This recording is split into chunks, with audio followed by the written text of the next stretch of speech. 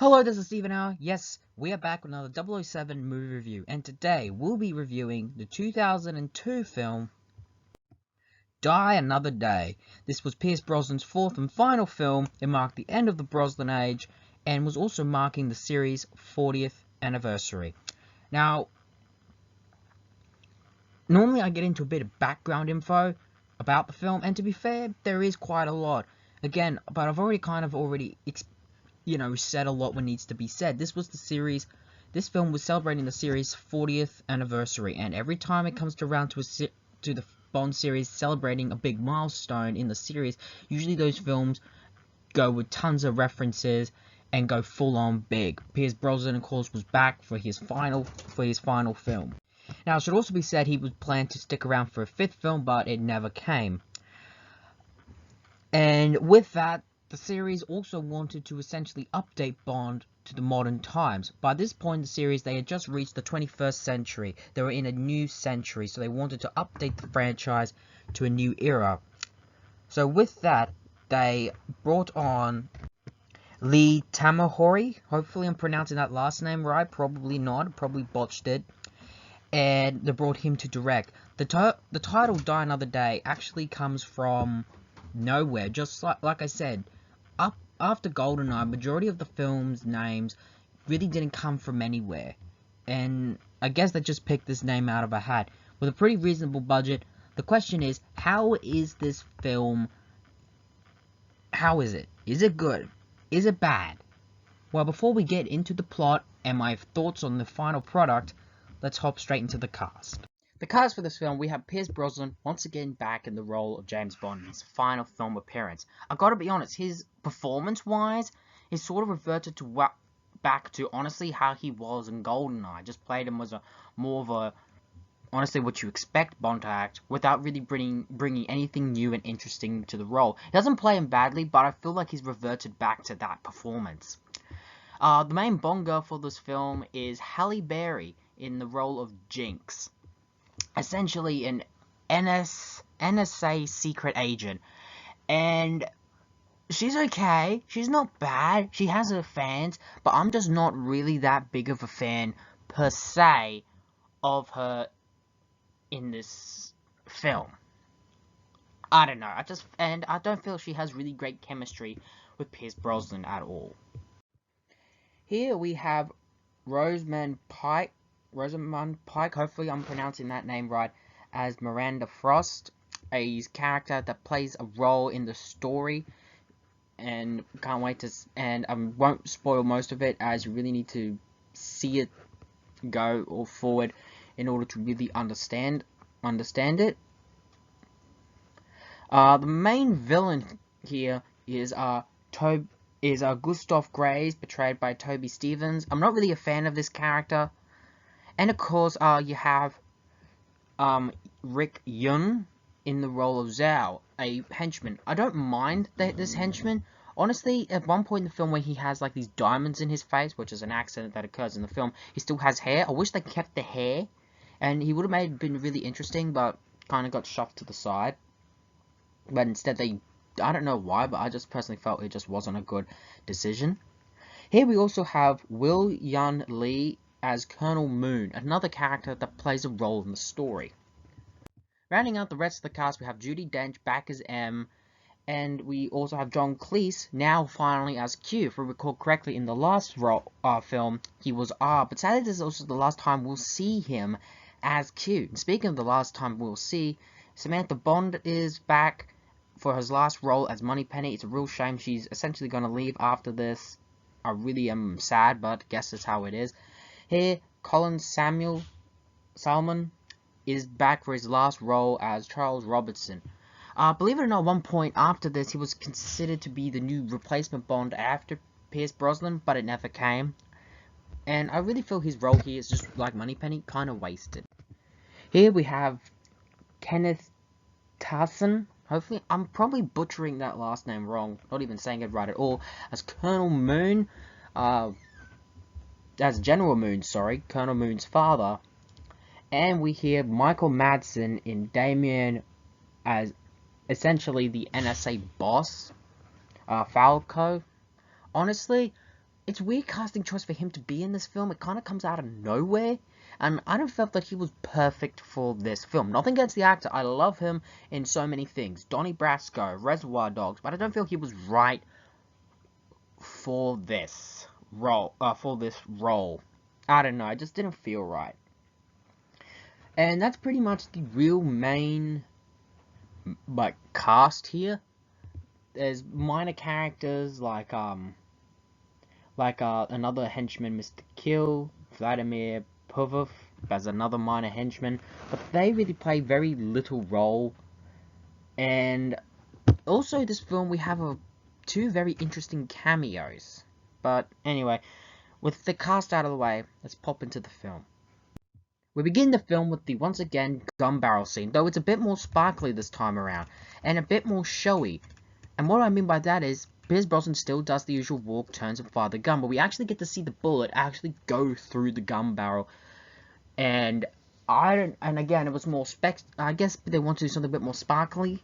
I don't mind it, but I can see why people may not be a fan of it. After that, we then head into the opening sequence, where these three surfers undercover are essentially, with this really nice stunt through the waves, covertly making their way into what seems to be Korean territory undercover, and one of them is shown to be Bond. They then make their way to a essentially rendezvous where the surfboard contains essentially gadgets Bond is having, and uses one of these gadgets to direct a helicopter to a nearby area where Bond then hijack it, and Bond essentially takes the place of this, what I assume is an arms dealer, or what we assume is an arms dealer. They make their way on, and just as they're making their way to this location, he's secretly planning a device within this briefcase that contains diamonds, an explosive device.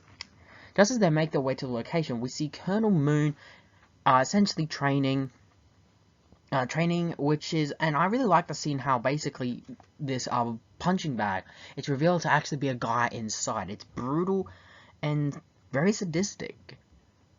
Anyway, Bond then makes his way in where he meets Zhao, who secretly takes a photo of him. Bond then essentially has a conversation with Colonel Moon, where he gives him his diamonds that Colonel Moon wants in exchange for these weapons.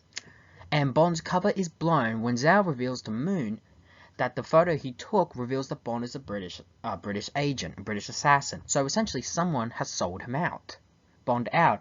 And this results in Colonel Moon using an explosive to blow up the helicopter, and I assume kill the two other agents that were with Bond. And essentially Bond is about to be killed himself, but he is kind of saved a little bit at the last minute with two things. One, a general's father calls as he sees the smoke coming from Colonel Moon's base, and says they're on their way. So Moon orders that to get rid of the weapons and to kill essentially Bond. But Bond at the last minute uses an explosive device within the briefcase to explode, causing a distraction where he chases Colonel Moon on these hovercrafts. And that's the chase. Also, the diamond explosions, half of the diamonds went into Zhao's face.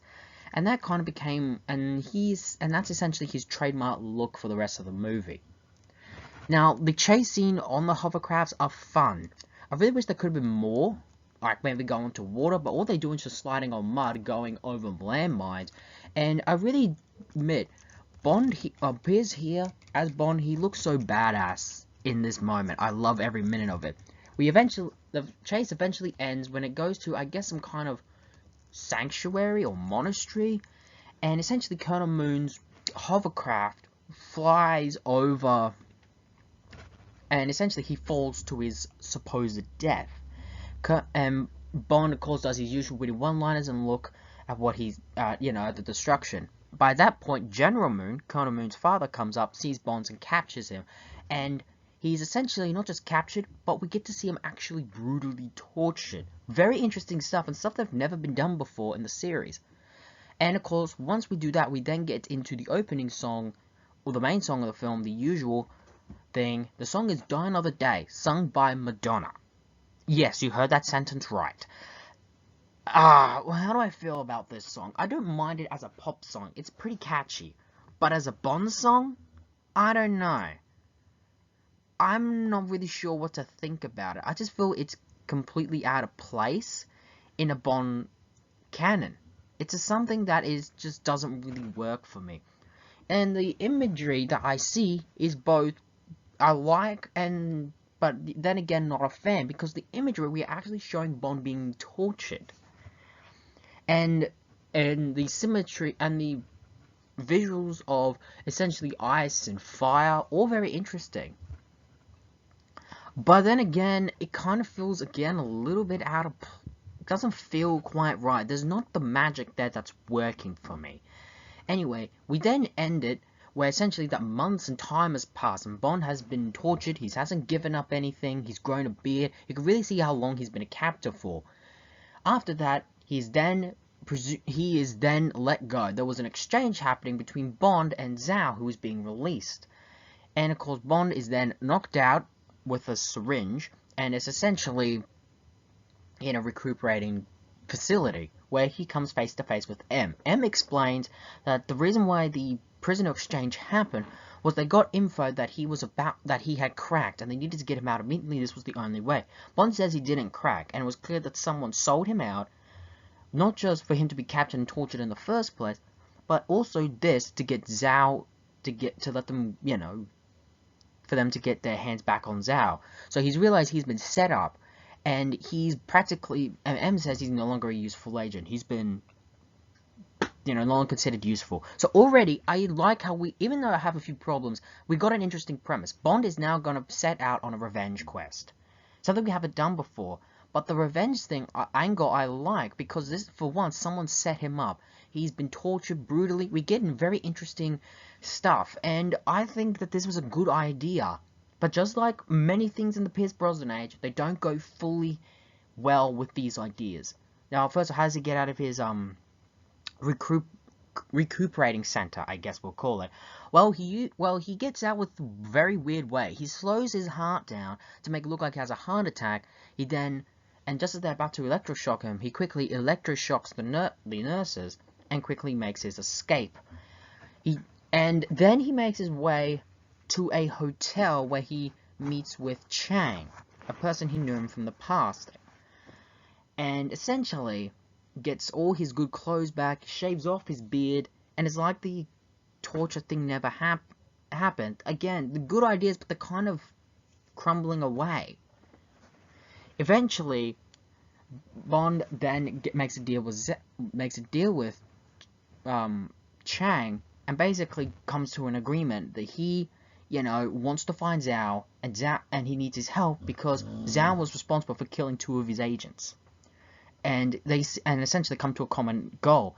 Because of Chang's connections, he finds out he's in Cuba, so Bond returns to Cuba.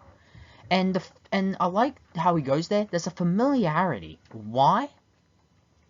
Because as soon as he gets there, first off, the car he's driving was something similar to what Sean Connery drove in that scene in Dr. No.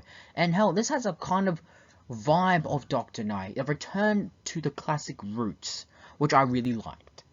Eventually, he meets up there with a contact, but the problem is, he doesn't feel like he's rogue. It feels like he's still on a mission. Rogue. He's still part of the MI6, you know, mission, like nothing's changed. It's eventually a scene where he meets Jinx, and it's another homage to Dr. No, where she comes out of the water. An homage to essentially Honey Rider's introduction. There's a bit of awkward dialogue. They spent the night together. It's just not right. Eventually, Bond makes his way to a clinic that was in the area. He manages to make his way in there, and it's revealed that this clinic does like some special surgery that transforms the subject into a completely different person.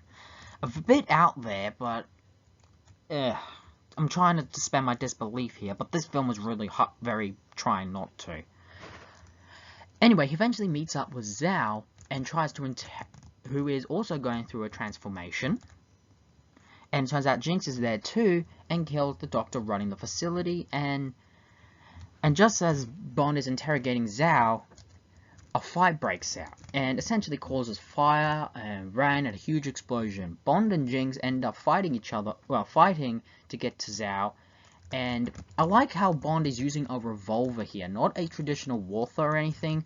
He's really been stripped of a lot of his gadgets for first half, believe it or not. He's trying to use a bit of detective work, even though detective work kind of goes a bit out the window the rest of the film. Eventually, Jinx manages to make her escape, Zhao escapes, and Bond. The only thing Bond is left with is some diamonds that were taken out of Zhao's head and were placed in a vial. He then goes back to the contact, and it's revealed that these are the conflict diamonds, the same thing that Bond was trying to sell to Colonel Moon at the beginning of the film.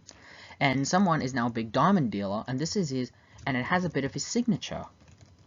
And the person revealed to be this millionaire is a guy named Gustav Graves, who's been essentially a huge celebrity and big. Bond then makes his way to essentially to England, and here we get a cameo from, I think, Roger Moore's real-life daughter as an air hostess on the plane. And Gustav Graves does essentially an homage to The Spy Who Loved Me, jumping out of a helicopter. Well, he jumps out of a helicopter, and his parachute is the Union Jack, another clear homage to The Spy Who Loved Me. And it's revealed he's been knighted, and he's planning a big, unveiling of something big. And already Gustav Graves has shown to be a massive celebrity. And Bond's in the background there in a suit. I like how no one notices, and it's pretty funny. Bond then makes his way to a fencing place, where we get a cameo. Don't make me say this. We get a cameo from Madonna. I don't know. It just feels out of place here, and the dialogue is just rough. Eventually, Bond meets Gustav Graves. They have a bit of a confrontation and a little playful sword fight. And it's a really fun and entertaining sword fight that makes him go throughout the place. But it's broken up by Frost, who is Gustav Graves' personal assistant, breaks up the fight, and it's shown that she is a capable fencer. After this, Bond sort of wins the competition, and this eventually leads to Gustav Graves inviting Bond to come to his place, this unveiling of a, big unveiling, and he's invited along. Why? I don't know, it's part of the plot, get used to this. Anyway, but Bond is then given a secret key by some person, and makes his way to an underground railroad, where he meets up with M. I like the scene of, the idea of underground, a return to some more secret bases with MI6. And the fact this is an abandoned railway station, it's an interesting idea.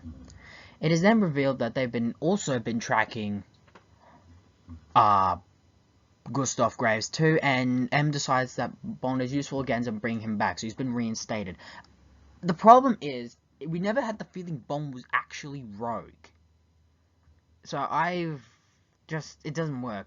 We then get very weird, the usual Q scene, but it starts off weird when it looks like Bond is back in action, but people have invaded the office, and it turns out, we have a shot where Miss Moneypenny's dead, Charles gets shot, and it looks like Bond was taken hostage. But it's revealed it was just some virtual reality device by Q to do a bit of Bond's training. Bond is then given a new gadget, a special ring that breaks glass, and a watch, and I like the line Q says this will be your 20th, I believe, a reference because this was the 20th film in the series. But then I will admit, even though I felt it was out of place, I did love the scene where we go into Q's workshop and we get all the old, what Bond says, this is where we keep the old relics. All the gadgets used in previous Bond films are there. I love every minute of it. It's fun as hell, and it makes me geek out a bit, despite the fact it clearly fell out of left field. And really to show just how out of left field this film was really gonna go, Bond is given his car, and it is the Aston, and it's an Aston Martin. Bond hasn't used a proper Aston Martin in a long time. He's been using, for most of Pierce Brosnan's run, he really used the BMW, but here he gets a new Aston Martin, the Vanquish, or as he calls it, the Vanish, and it is a car that can turn invisible. Despite the leap in logic to how this could be and a little bit over the top, I will admit, the idea of an invisible car is cool, and the design of the car is also just cool as well. And we get some gadgets shown, and Bond shown a bit of his, still some of his humor and childness antics that work as well. We also find out that Frost is actually an MI6 operative who hasn't been investigating Graves, but she said she hasn't found anything. But Bond has. So essentially, the two are kind of have to work together. Bond then makes his way to this snowy location where we see this very, I will admit, very impressive hotel. Almost enough to rival Mr. Freeze's. Well, you know, crazy winter places. Where we see Gustav Graves come in some weird, I don't know what it is, some kind of jet thing, I guess. And he's eventually sent to his room, and Jinx is also here too. The Jinx and Bond get reacquainted at the bar at night, and we find out what Gustav Graves is unveiling. A satellite named Icarus that has the ability to do, you know, show light. And of course we know it's a Bond film, there's gonna be more, you know, evil things to do with this light. Bond tries to sneak around throughout the behind the scenes facility, and it's shown that, you know, that Zhao is also here too, who's made his way. And by the interaction, and we find out with the interaction with Graves, that for some reason, Gustav Graves is Colonel Moon. So he's done some weird plastic surgery, the same surgery Zhao was undergoing, to look like this. I don't know, this film goes out of left field quite a lot. Eventually Bond, you know, tries to do some more infiltrating, and eventually gets, and, you know, and just when his cover's almost blown, he and Frost have to pretend to make out just to throw them off the trail. I don't know why. Jinx does some undercover work too, but gets captured, and essentially, you know, gets some kind of and essentially is almost threatened to be killed with this laser. A clear reference to Goldfinger. Bond then, of course, goes back on to get back in, and I like the scene where he uses a watch that has a bit of laser to cut through the ice and swims underneath with that same gadget he had in Thunderball, though a different model. You know, that thing to help him breathe underwater. He makes his way into the place and quickly manages to save Jinx from being killed by the laser, and, of course, kills one of the henchmen that were there. And by this, the two come, you know, finally reveal their backgrounds, everything, and Bond manages to piece the pieces together. It turns out that, you know, that Zhao stole some kind of mask, or may have been responsible for stealing a mask, and he comes to the conclusion that Gustav Graves is Colonel Moon. And I like the confrontation here, and how he's basically survived his fall. All that comes full circle when Bond has a confrontation with him, but sends Jinx to go to see Frost. I also like the line that Colonel Moon based the Gustav Graves look off Bond, a mirror reflection. I like the idea, but it didn't go further. Anyway, eventually Frost comes in with her gun, and first aims at Graves, but then turns around and aims at Bond. Turns out she's been a double agent in league with Gustav Graves. And I like how Bond's first reaction was to shoot her, but the gun was empty. Now this is another thing. Surely he would have checked to make sure his gun was loaded and worked before he went out. Anyway, eventually Jinx is locked up in her room and is about to be killed, but then he uses his ring gadget to quickly get out because the floor was made of glass and makes a run for it. He then quickly gets into Gustav Graves' jet thing from earlier and drives away. And we really see the full power of what Icarus can do. With this weird glove that Gustav Graves uses, the light essentially is this giant beam and follows Bond until eventually he makes his way to a cliff and jumps out and takes the parachute that was in the back of the jet and essentially looks like he's been killed. But it turns out he didn't. And we get arguably one of the worst scenes, I guess, in the series. One of the most infamous scenes, which is one of the worst and very bad use of CGI. And where he's sky surfing. I don't even know how the hell they could do that. I don't know who thought of this. But of course he survives and makes his way back and tries to make his way back to the, I guess I'm going to call it Ice Palace. Because that's what the hotel is. Some kind of ice palace. Jinx is again captured and locked in the hotel room, and basically Gustav Graves, Emma Frost quickly make their, escape to quickly get out, and Zhao is pretty much in charge of making sure that everything gets, out of the location quick. Bond then makes his way back, gets back inside his invisible car, but then his cover is quickly blown. He then quickly drives away, and Zhao follows in a gadget car of his own. I admit, I'm surprised I haven't thought of this before. Bond going up against a villain in his own car, but his own car is also a gadget car. I love everything about this. How they basically, it's a Mexican standoff with gadgets, and the invisible car does help him out in the end, and I like how the chase goes from outside then inside, whilst the Icarus satellite is slowly melting the ice palace, and I like how Zhao is defeated. First off, you get into the ice palace where he's thrown out of his car, and Bond quickly gets out his gun and shoots one of the chandeliers that's full of ice, and the ice goes straight into Zhao, essentially killing him, impaling him. I thought it was a pretty poetic way.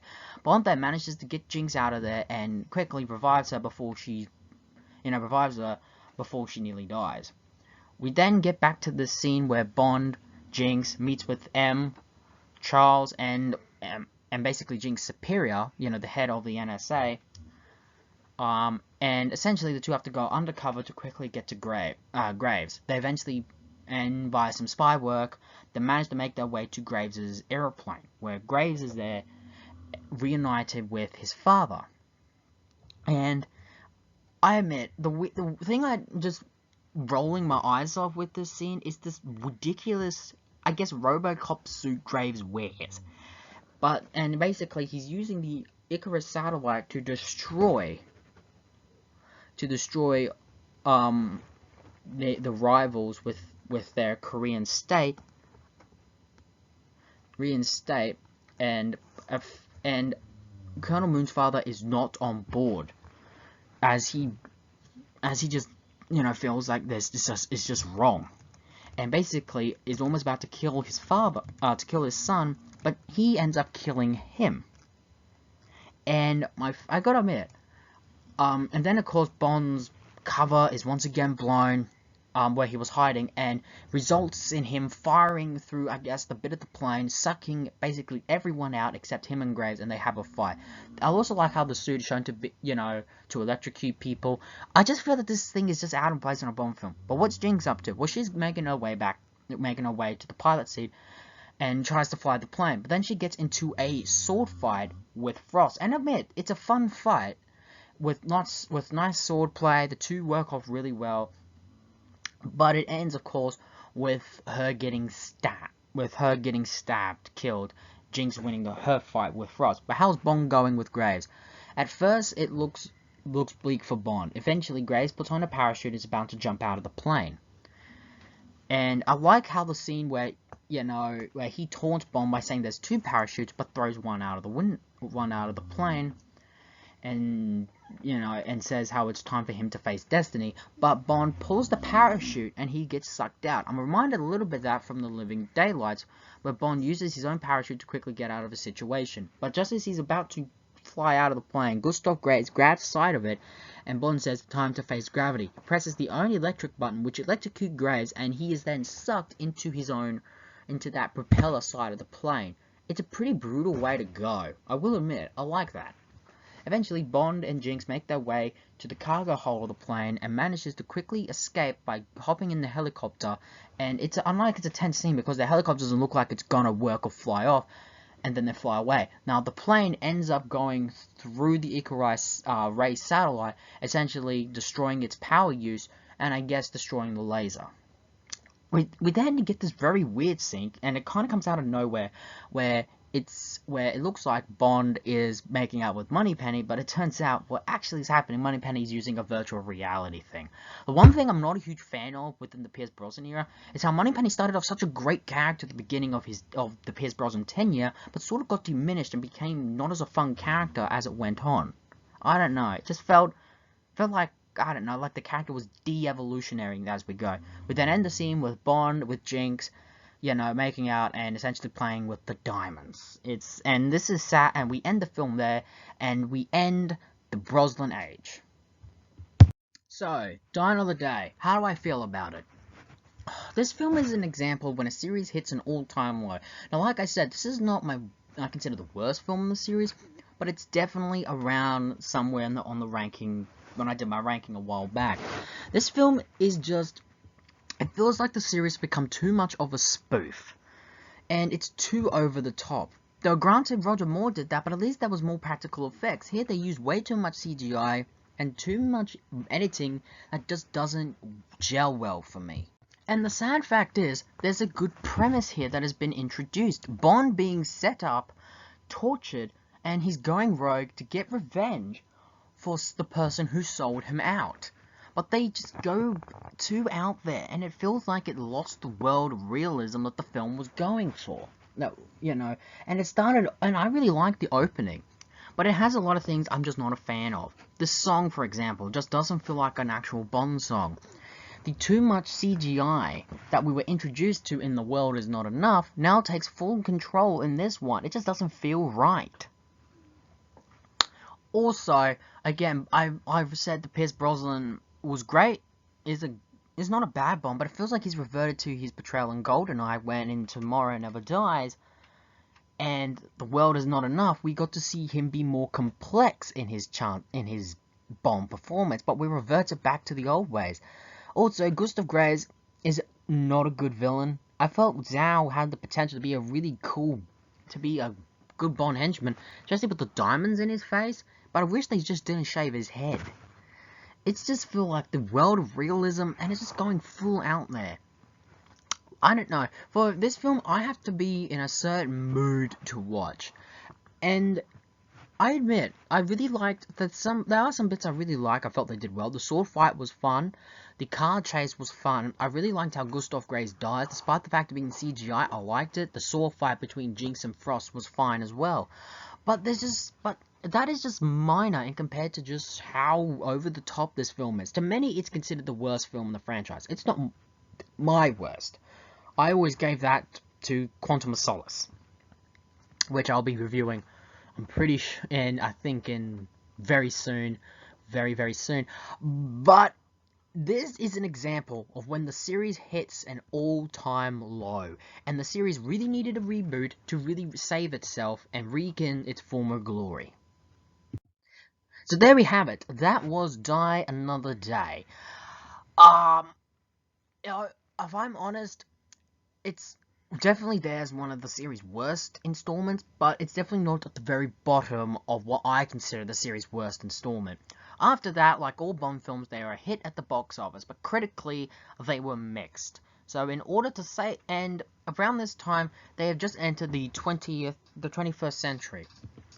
And already, it looked like the series had spoofed itself, despite the fact it was part of this franchise. So in order to save themselves, they had to give the series a full reboot, and this will be shown, and as a result, the next film in the franchise will be 2006's Casino Royale.